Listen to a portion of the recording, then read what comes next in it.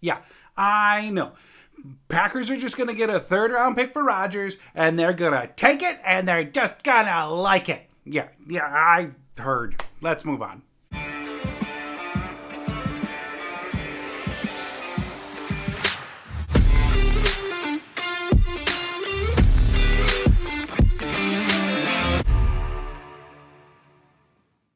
Welcome to another episode of Lombardi Time Brews, where I am your host, John Del Rey.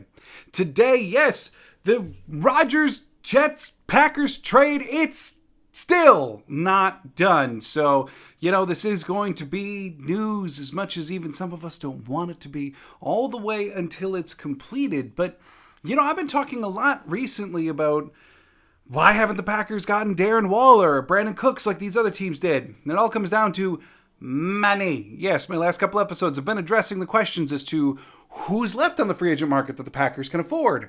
Not a lot. Why didn't they go get these guys? Well, they can.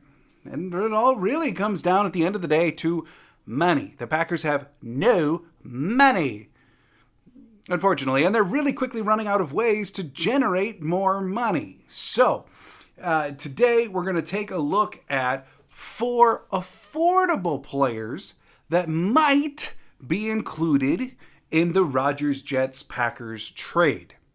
Yeah, these are players that are not necessarily the most high profile. These are not guys that are making $15 million a year. These are guys that maybe as Packer fans you haven't even heard of that much or given much thought to.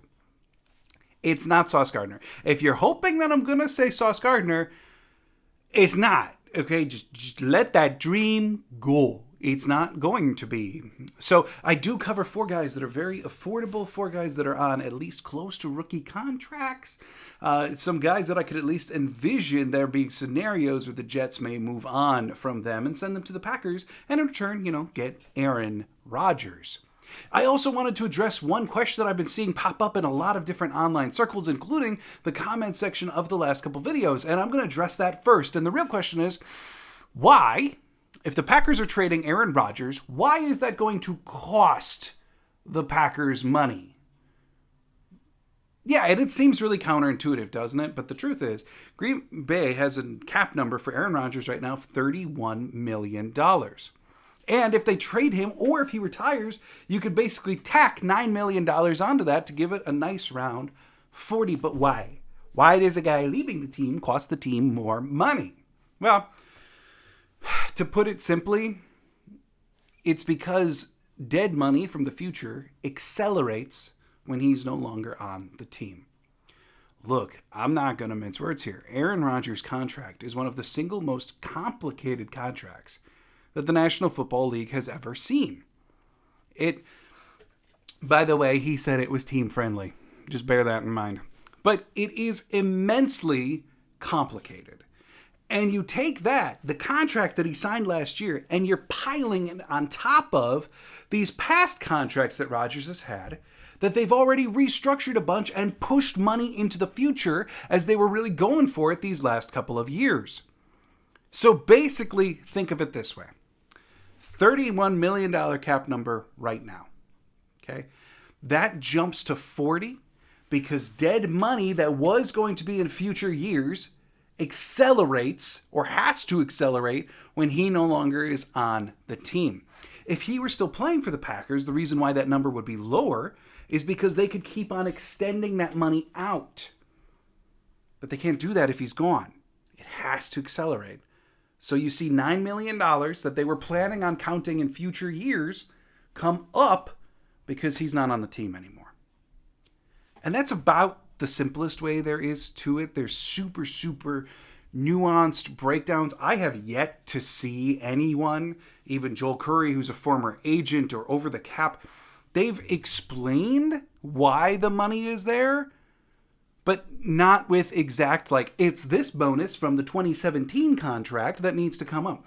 Basically, it's just dead money from past contracts, like the 2021 restructure, the 2017, I think, new contract. It's all just coming forward, and that's really all there is to it. So there you go. Now, let's move on to the news of the day. By the way, you got any further questions on that?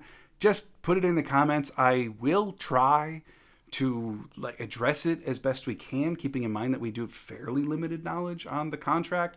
So just let me know if you got any more questions. But moving on, there were two pieces of news today that are quite pertinent to potential Packer interests. I've already seen the name Elijah Moore in these hypothetical trades a lot. Packers want him. Now, that is regardless of the fact that Moore came out last year and was highly disgruntled, requested a trade in the middle of the season, completely publicly lambasted Matt LaFleur's little brother. So a lot of people still wanted Moore in Green Bay. But two news items that I'm going to cover right now don't exactly make that possible. So, number one, Mecole Hardman, former Kansas City Chief, absolute speed burner. Mecole Hardman signs with the New York Jets on a one-year contract worth up to $6.5 million. I know he was a very popular name amongst Packer fans, that he may bring in a speed element. I just never really saw the fit that much personally. And at 1 year with a max of 6.5, could they have fitted in their cap? Sure. But would it really have been the vet presence that you need in the receiver room anyway? No, not really. It just would have been a speed element. But anyway, he goes to the Jets, and suddenly that's highly redundant with a certain young wide receiver, former second-round pick named Elijah Moore. And so what was really kind of neat was watching online, you saw the jubilation from Packer fans of, they just signed Hardman. I bet that means Moore is going to come over in the trade.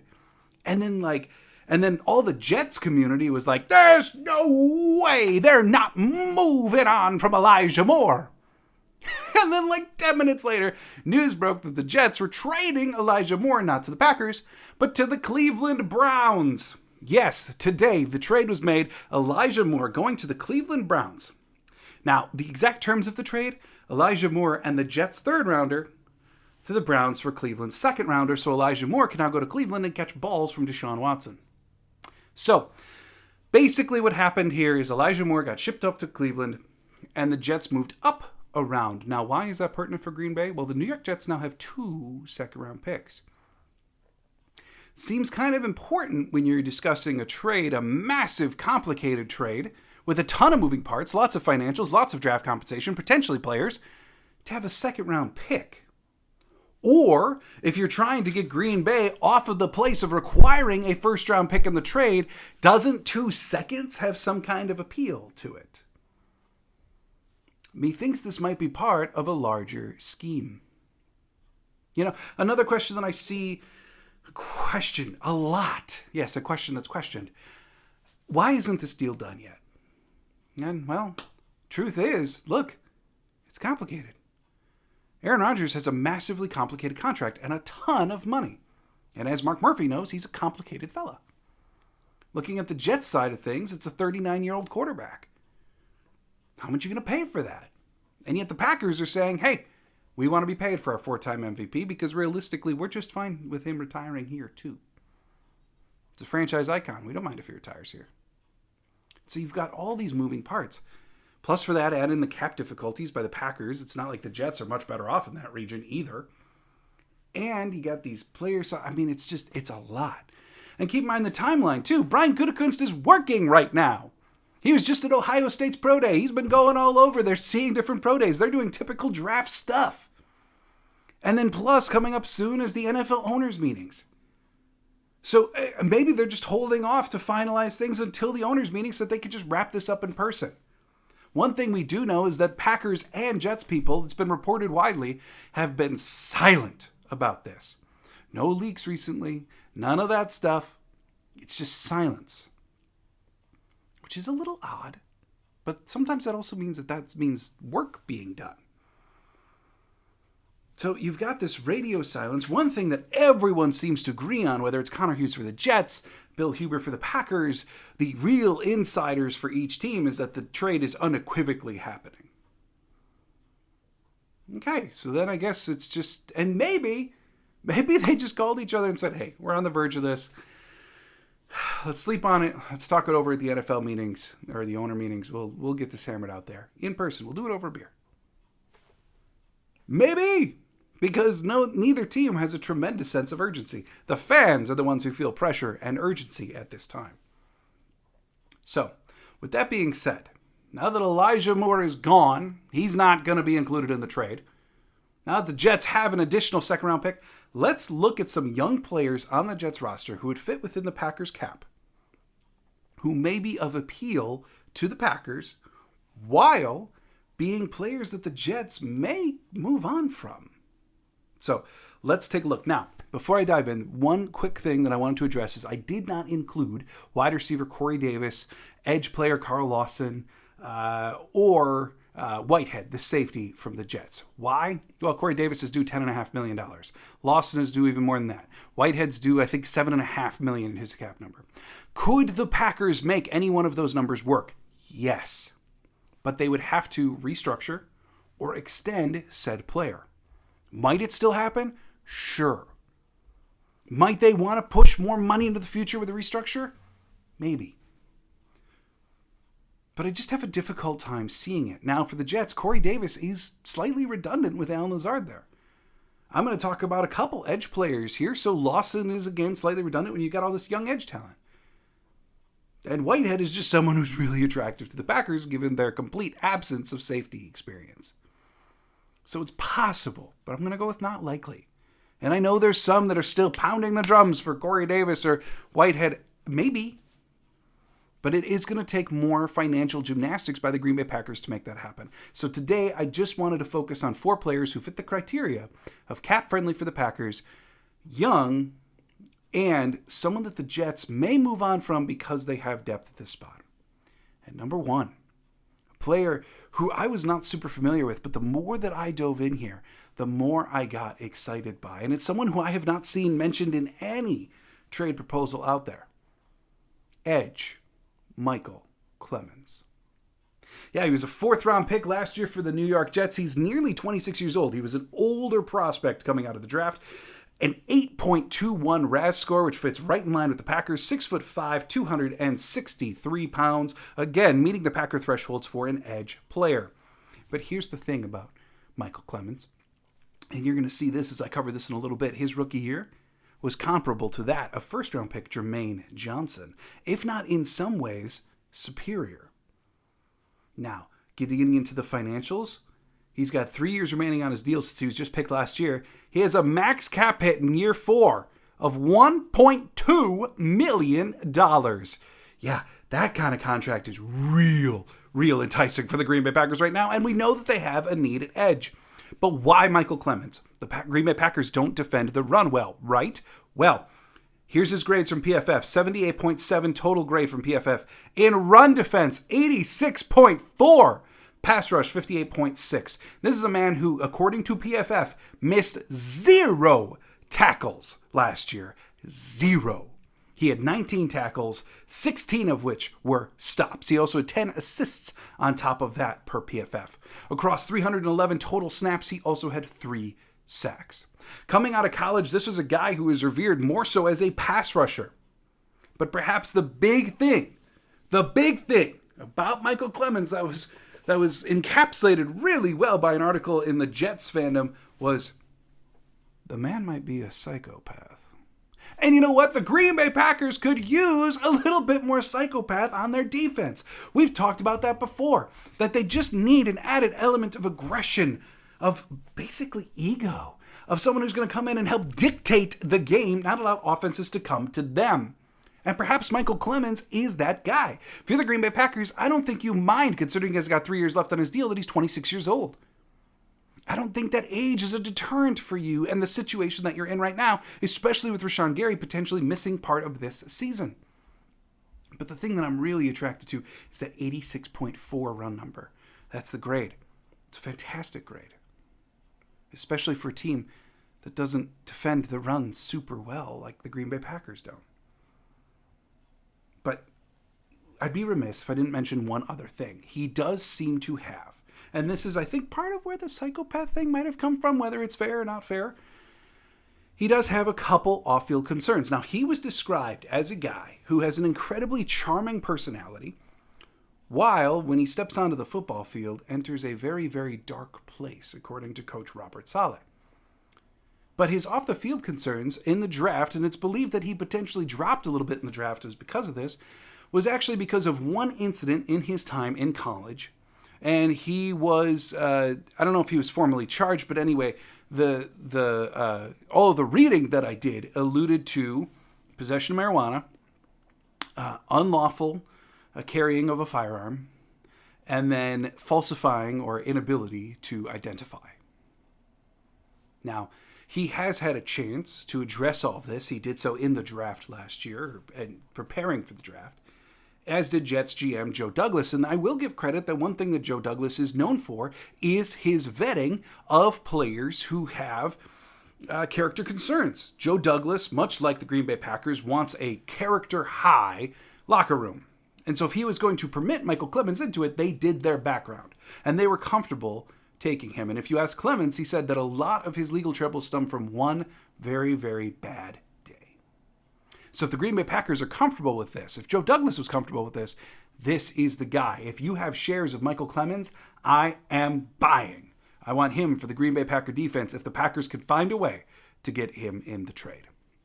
Player number 2 that I'm going to mention is actually kind of in the same vein, a little, in that he's an edge player. Now it's a little unorthodox, his inclusion, because he was just issued the second-round tender, and that would be Bryce Huff. Yes, another edge defender for the Jets, this one significantly more of a pass rush specialist. He was the Jets' highest graded defender last year with an overall grade on PFF of 90.4, 64.9 in the run, 88 in the pass rush. He had 36 pressures and 4 sacks. Now, he was issued the second-round tender. He's more experienced in the NFL. That second-round tender comes with a value of $4.3 million. And the only reason that I include him on this list, because that's a high dollar amount for the Green Bay Packers' financial situation right now, is because what if Yash is included in the deal? Look, per some recent data that came out this week, the New York Jets are in line to have one of the worst pass-blocking five-man fronts in the NFL this year. The Green Bay Packers, second to best, and they've got depth beyond that. So, if you include Yash with his second-round tender for Huff, I mean, this could be basically position of need for position of need. And in the grander scheme of this trade that you know is going to happen, perhaps these two almost cancel each other out. So I include Huff because it's a position of need for the Packers and because there's an easy way to cancel it out on the financial side with something that the Jets really need too. So, food for thought. Now, I did just cover 2 edge players, Huff and Clemens, and I wanted to comp them because the one that every Packer players or every Packer fan seems to want that I see, mocked in all these trades to the Packers is Jermaine Johnson. Jermaine Johnson was 26th overall last year in the draft, 9.56 RAS. He's going to be 24 years old, 6'5", 254 pounds. I mean, the guy was even more talented than his 26th draft slot last year. A lot of people thought he was a top 12, top 15 pick, and the Jets kind of lucked out by getting him all the way back at 26. And he had a good rookie year, 71.7 overall grade, 68.7 in the run, 64.6 against the pass, 21 tackles, 19 stops, 3 sacks. Very, very strong rookie year. And of course, his contract comes with that potential 5th-year option as well. But even right now, his contract is $2.9 million this year, $4.1 million in year 4. And that option, of course, as we know with Darnell Savage, is even higher than that. So, are the Jets willing to give up on their first-round pick from last year or include him in the deal? I'm skeptical. I'm very skeptical. Would we all love it? Yes! Is it going to happen? I doubt it. So if I'm Green Bay, again, given the fact that the stats are so close, given the fact that Clemens seemed to even do better in the run than Johnson did, I'm buying all the Clemens shares. Let's move on to offense. Offense, I have 2 players that I'm going to mention here quick. Yes, of course, neither one is Elijah Moore. But first up is wide receiver, former second-round pick, Denzel Mims. He's got a cap hit this year of $1.7 million. It's the final year of his contract. He's 25 years old, 6'3", 207 pounds, and he ran a 9.77. He didn't run it. 9.77 overall RAS score. Why that RAS score wasn't higher was actually because of a miserable short shuttle. And coming out of college, he was thought of to have a couple weaknesses, and one of them was his speed in very, very tight spaces. Thus, the terrible short shuttle skill. But then even beyond that, the other concerns with Mims were kind of twofold. One, could he make contested catches? Two, he seems to lapse motivation on the field at times. Of course that's concerning. Now he's entering year 4 in the NFL, and if you're the Green Bay Packers and you're evaluating Mims, look, you need wide receivers because you have Watson, Dobbs, Toure, maybe Bo Melton. Maybe since they just got McCole Hardman, Randall Cobb isn't going to the Jets and you want to bring him back? Maybe. But nonetheless, you need wide receivers, and maybe Denzel Mims is that guy if you believe that his lack of production with the Jets is just a change of scenery need. Because in his rookie year, he had put up some relatively promising numbers on a small scale. And then years 2 and 3 combined basically match his rookie year. There's been many rumors of potential trade requests. There's been many rumors of unhappiness from Mims. And yeah, he's not seeing the field. But he's not seeing the field because he's not good enough? Because he doesn't fit in? The Green Bay Packers got to answer that question. If they're comfortable with him, maybe we see Mims included. Last player number 4 would be a tight end, another draft pick from last year. Yes, the Jets had a very, very good draft last year. Jeremy Ruckert. Round 3 pick. He's 6'5", 250 pounds. He's 22 years old. Tight end from Ohio State. Look, I felt the same way about Ruckert last year as I do now, even after this rookie year where he didn't do a ton because he is pretty buried on that Jets depth chart at tight end behind Conklin and Ozuma. He's good at everything. Kind of. He's great or excellent at nothing. His blocking, he can get a full head of steam. He can charge into someone. He can do that well. But his technique lapses. In receiving, he can make all the contested catches. But his instincts in route running leave something to be desired. So, look, the Green Bay Packers have a definite need at tight end. They've got Josiah DeGuara and Tyler Davis. And that's it.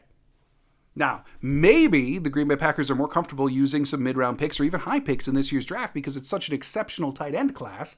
Maybe a 5th-round pick or 4th-round pick or even a 3rd-round pick is better used on Kraft or Zach Kuntz in this year's class.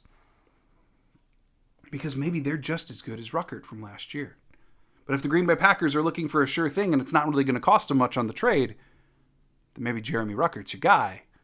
Because as we've discussed in past videos, especially last one, the Green Bay Packers do not have a lot of money, very few avenues to open up more money, and they got a lot of roster spots to fill. So that's it for today's episode of Lombardi Time Brews. I do hope that you enjoyed. I will be back on Friday, barring any type of breaking news, with a new topic on Friday. Perhaps they're going to start looking at, look back at the combine before all of this hit us, or even look at people in the draft who are Packer people. So join me on Friday for that episode. I hope you're having an absolutely fantastic day. And as always, go Pack Go.